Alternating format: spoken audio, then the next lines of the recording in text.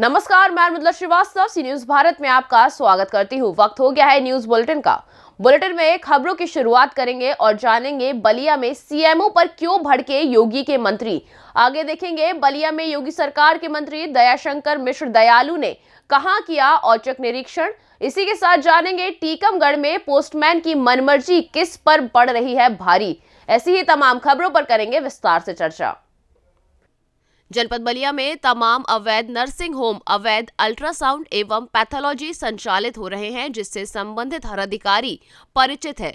बावजूद इसके अवैध nursing home CMO Jayant Kumar के संरक्षण में फल फूल रहे हैं। मीडिया के सवाल पर भड़के योगी सरकार के आयुष मंत्री दयाशंकर मिश्र दयालु सीएमओ जयंत कुमार को निर्देशित करते हुए अवैध नर्सिंग होम के प्रति त्वरित कार्यवाही करने के निर्देश दिए गए हैं। अब देखना यह होगा कि योगी सरकार के इस मंत्री का निर्देश कितना धरातल पर उतरता है या संबंधित अधिकारी चादर डाल सो जाते हैं। वैसे में कुछ समय के लिए अधिकारी गंभीर तो होते हैं, लेकिन फिर गहरी नींद में सो जाते हैं। चिंता है क्या है, समस्याओं का अंबार तो जनता पर गिरता रहता है। बलिया से सी न्यूज संवाददाता राजू गुप्ता की रिपोर्ट। खबर उत्तर प्रदेश के बलिया से है, जहां बलिया पहुंचे योगी सरकार के मंत्री दयाशंकर मिश्र दयालु ने बलिया जिला चिकित्सालय का निरीक्षण करा। निरीक्षण के दौरान जिला अस्पताल में बहुत सी कमियां देखने को मिली। वहीं मंत्री ने मरीज को बेड पर कैसे लेटाया जाता है डॉक्टर को बताया। वहीं मरीजों के लिए बनी अलमारी को देख भड़के मंत्री ने जताई नाराजगी। मंत्री के साथ आगवानी करने पहुंचे बीजेपी कार्यकर्ताओं ने जिला अस्पताल की सारी कमियों को मंत्री के सामने ही पोल खोल दी। मंत्री प्रभारी दयाशंकर मिश्र दयालु ने कहा कि जिला चिकित्सालय में बहुत कमियां हैं। यहां बहुत सी ऐसी चीजें हैं जो नहीं होनी चाहिए और उसको दूर करने का प्रयास किया जाएगा। वहीं मीडिया के जिला चिकित्सालय में कवरेज के दौरान सीएमएस के द्वारा दिए गए धमकी के सवाल पर कहा कि मुआयना कर लेता हूं, उसके बाद आप लोगों से बात करूंगा। नहीं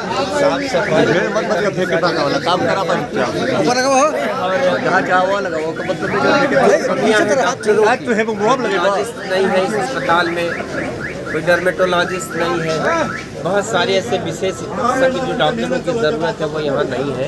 उसके लिए हम सब लोग प्रयास करके सबसे ज़रूरत जो रेडियोलॉजिस्ट की है, इसके चलते हमारा अल्ट्रासाउंड हो सके और भी चीज़ें हैं। तो ये जो कमियां हैं उसको दूर करने के लिए सर, जिला अस्पताल का निरीक्षण सर माननीय मुख्यमंत्री जी तक कर चुके हैं। आपके यहाँ पिछले कई सालों से बनकर ट्रामा सेंटर बनकर तैयार है। केवल डॉक्टर और कर्मचारियों के वहाँ में वो केवल ओपीडी बन के रह गया है। वहाँ रखे वेंटिलेटर धूल फाँक रहे हैं। हर बार निरीक्षण में केवल यही आश्वासन मिलता है कि हम जा रहे हैं, हम देख रहे हैं, इसकी व्यवस्था की जाएगी, लेकिन जनता के हाथ में कुछ लगता नहीं है, जिसी का नतीजा है कि लोगों को बाहर भटकना पड़ता है। सर, डॉक्टर बाहर नहीं जाएगा। अब जितना जल्दी हो सकेगा इस ट्रॉमा सेंटर को शुरू करा दूंगा। अब मैं स्थायी तौर पर इस जिले का प्रभारी मंत्री हूँ। रोज आपके बीच सर, यही सर आपसे पहले भी प्रभारी मंत्री रहे अनिल राजभर नहीं, सीमित साधन में जो यहाँ के डॉक्टर्स काम कर रहे हैं, अगर उनको जब तक सुविधाएं नहीं उपलब्ध कराई जाए कैसे काम करेंगे? बात तो मैं आपसे कह रहा हूँ। आश्वासन पे आश्वासन मिल रहा है सर, कब ये करने वाला निर्णय होगा? कब आप इसको कम सर कर्मचारी और डॉक्टर यहाँ मौजूद हैं, आधे से भी कम। यही सब तो हम लोग को प्रयास करके बढ़ाना है ना। बलिया से सी न्यूज संवाददाता राजू गुप्ता की रिपोर्ट। खबर दतिया से है, जहां मध्य प्रदेश शासन गृह मंत्री डॉक्टर नरोत्तम मिश्र ने विकास यात्रा के दौरान आज शाम को दतिया नगर के वार्ड क्रमांक 1 में शासन की विभिन्न योजनाओं के तहत हितग्राहियों को हितलाभ प्रदाय करते हुए कहा कि वार्ड में पानी की टंकी शीघ्र बनाई जाएगी, जिससे वार्ड वासियों के घरों में सीधा पानी पाइपलाइन से नलों के माध्यम से पहुंच सके।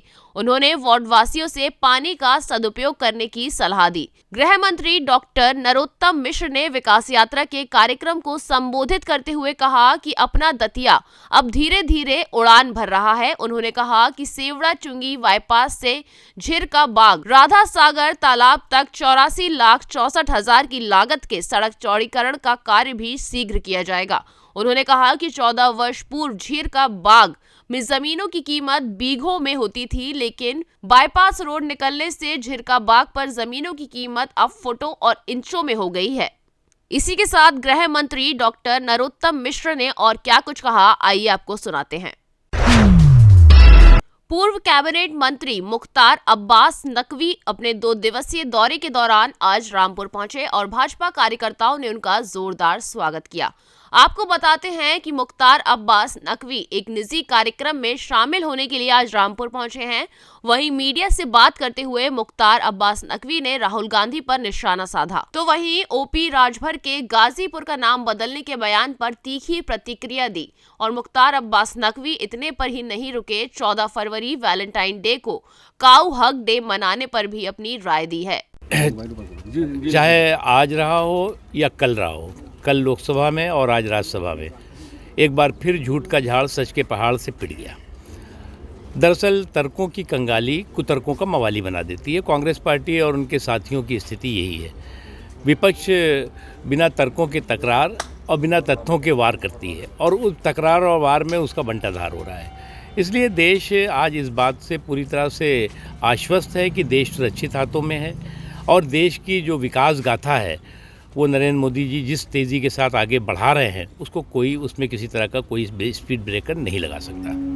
अच्छा नकवी जी, ओपी राजभर ने कहा है कि गाजीपुर का भी नाम बदला जाए, जैसे लखनऊ का तर्क बदला जा रहा है। देखो भैया, अब ये नाम बदलने का शौक़ और बयानबाजी चलती रहती है, लेकिन एक चीज़ तो है कि कुछ ऐसे ज़रूर होंगे जो विदेशी पहचान होगी। तो विदेशी पहचान अगर है और उसमें स्वदेशी शान जुड़ जाए तो वो बेहतर नहीं होगा। अच्छा नकवी जी, 14 फरवरी को वैलेंटाइन डे की जगह बीजेपी ने कहा है कि काऊ हक डे मनाया जाएगा, उस पर क्या कहें? तो अच्छी बात है ये तो यार। अब जिसको वैलेंटाइन डे मनाना है वो वैलेंटाइन डे मनाए, जिसको काऊ हक डे मनाना है वो मनाए। इसमें किसी को कोई ये तमाम तरह के ये स्पेशल जो मॉरल पुलिसिंग लोग करते हैं, मुझे लगता है उससे कोई फायदा। रामपुर से सी न्यूज संवाददाता साजिद खान की रिपोर्ट। अजब गजब है टीकमगढ़ जिले की मोहनगढ़ तहसील के पोस्टमास्टर जगदीश प्रसाद तिवारी की कहानी, जिनका निवास टीकमगढ़ में है, जो आज तक सही समय पर पोस्ट ऑफिस मोहनगढ़ नहीं आते हैं और ना ही इन पर प्रशासन का कोई नियम लागू है। जब इनकी मर्जी हो तब आते हैं और समय से पहले ही चले जाते हैं। ये एक प्राइवेट लड़का नितिन कुमार दीक्षित चला रहा है, जिससे डाक से संबंधित कार्यों को लेकर लोगों को काफी परेशानियों का सामना करना पड़ रहा है, जिसकी शिकायत कई बार उच्च अधिकारियों से की जा चुकी है, लेकिन राजनीतिक पकड़ होने के कारण आज तक उन पर कोई कार्यवाही नहीं हुई। सर आपका नाम? आप डाक खाने में हैं, किस पद पर? कितने साल से हैं? अभी कुछ समय हुआ है। नहीं, फिर भी कितने साल से? लगभग 6-7 महीने हो गए। 6-7 महीने। सर तो बोल रहे 2 साल से? हाँ, तो 1-2 साल हो गए हैं। 2 साल से। और ऐसा सुनने में आया है कि आप अभी पढ़ाई भी कर रहे हैं? नहीं। इंटर की परीक्षा आपने किस सन में दी? इंटर तक नहीं। हाई स्कूल दिया? नहीं, 10वीं की दी। कब? करीब 2016।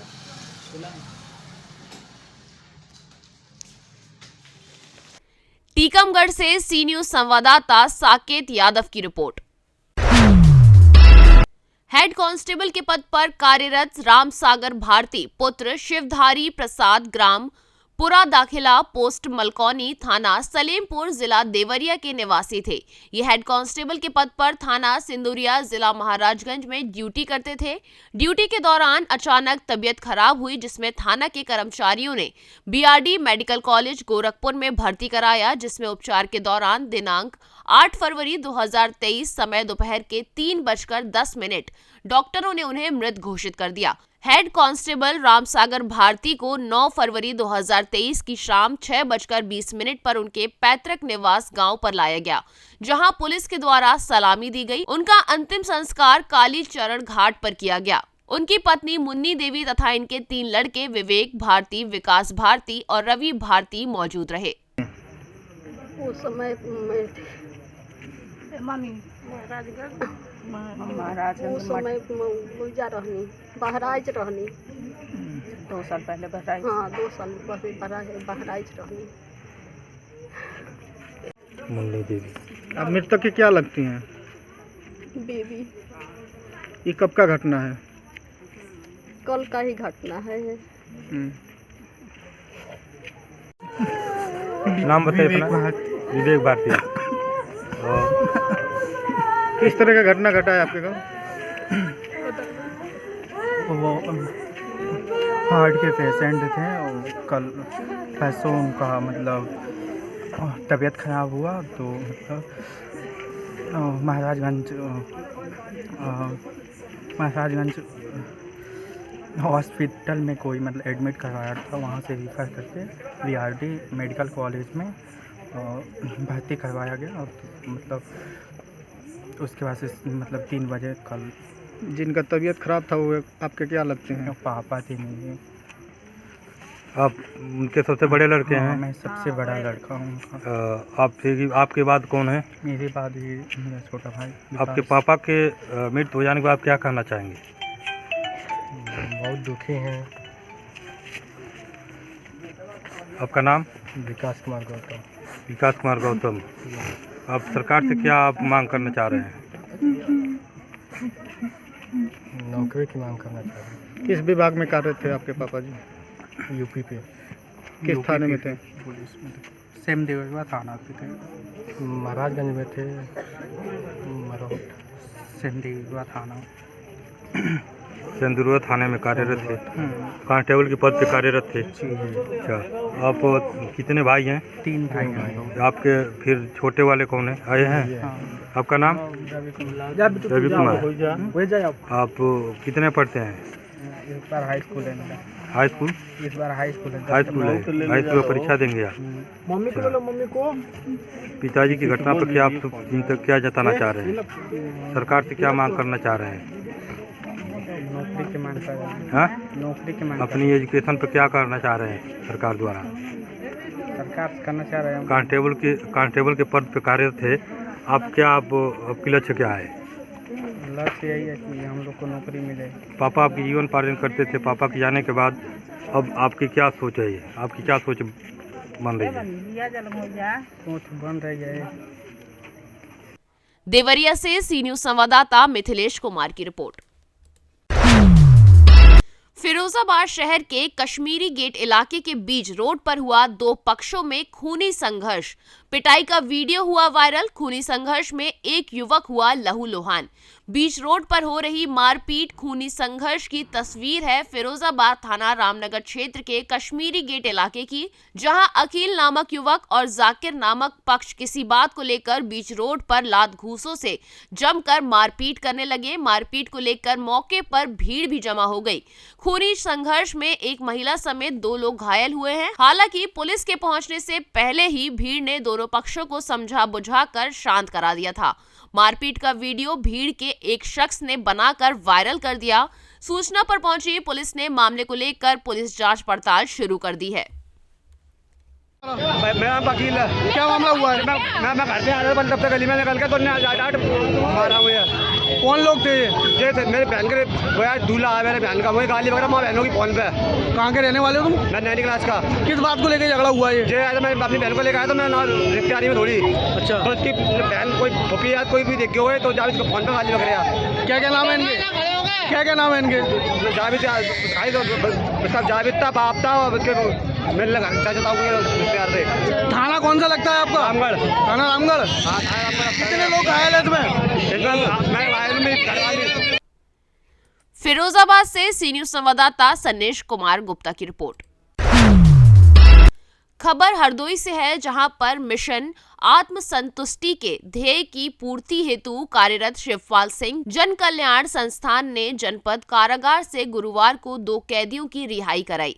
संस्था के सचिव प्रबंधक राजवर्धन सिंह राजू ने उनके जुर्माने के 4,340 रुपए धनराशि जमा कर दोनों युवा कैदी अंशुल उर्फ राहुल व मनोज कुमार की रिहाई में मदद की।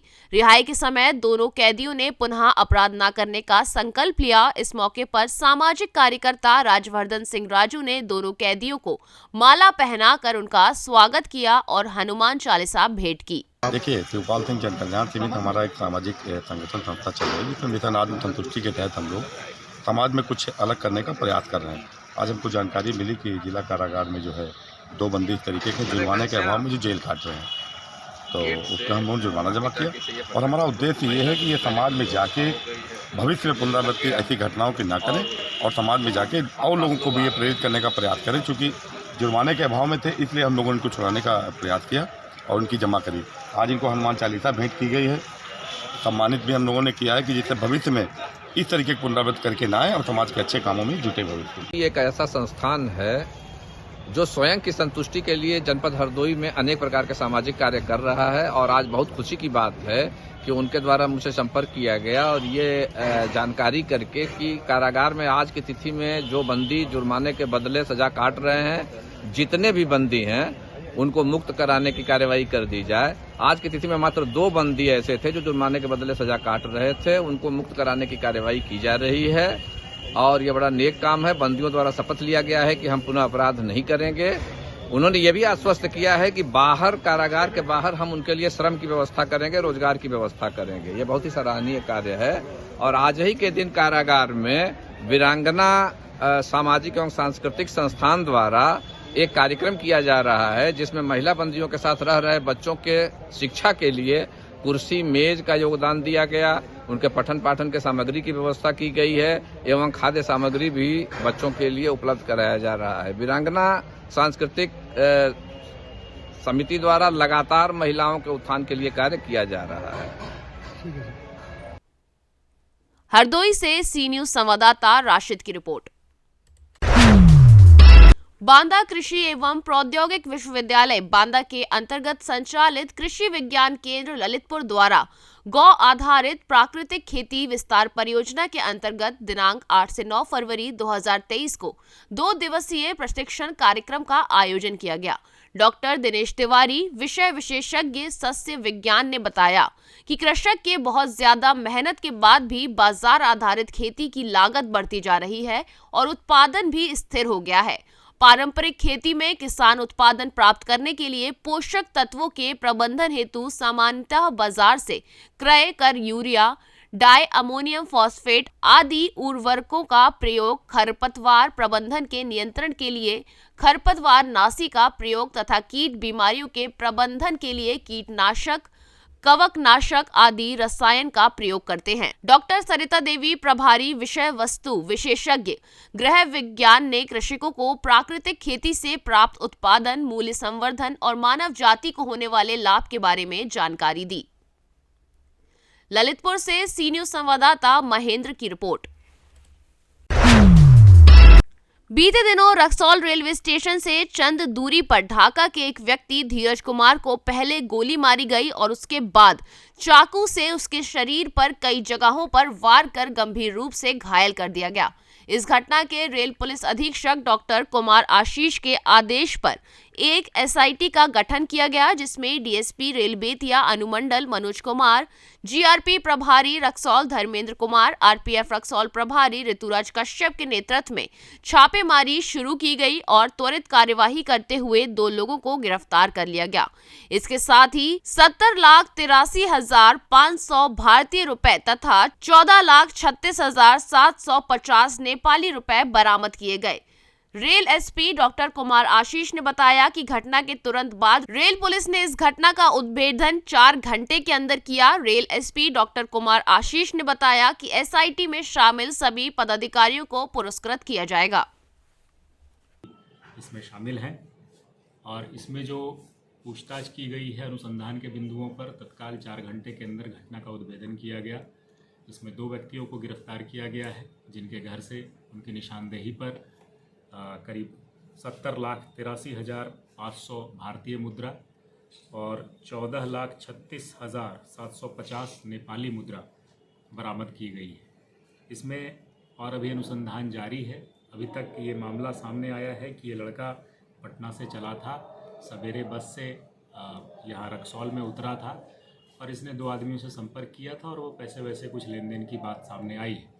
तो सभी पहलुओं पर जीआरपी पुलिस एसआईटी जो है इसमें जांच कर रही है और इसमें आगे और भी जानकारी दी जाएगी। सर ये क्या पूरा मामला क्या लगता है, हुंडी का लगता है कि क्या है? अभी तक जो इसमें मिले हैं सबूत, उस हिसाब से ये उसी से जुड़ा हुआ मामला है जिसमें बड़े पैमाने पर बड़ी बड़ी कंपनियों के द्वारा जो है ऐसे करने की बात आ रही है।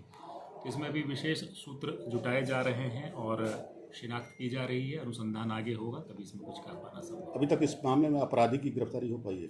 2 लोगों की गिरफ्तारी हुई है, कई अन्य नाम सामने आए हैं जिन पर कार्रवाई की जाएगी। ये अपराधी हैं या सटाई की कारोबारी है? अभी तक तो सतही के कारोबारी नज़र आ रहे हैं, लेकिन चूंकि घटना हुई है जिसमें गोली और चाकू का भी प्रयास किया गया है, तो इस तरह से अपराध की घटना भी हुई है। और इस संदर्भ में जो भी सिस्टर एजेंसीज़ हैं, ईओयू है, इनकम टैक्स है, सभी को अलर्ट कर दिया गया है, वो भी इसमें जांच में सहयोग कर। मुख्य अपराधी जो है फरार है, उसकी गिरफ्तारी के लिए छापामारी हो रही है। उसकी गिरफ्तारी के लिए भी छापामारी हो रही है। इस गैंग के 1-2 सहयोगी के नेपाल में जाने की भी सूचना है, तो उस पर भी हम लोग कार्रवाई कर रहे हैं।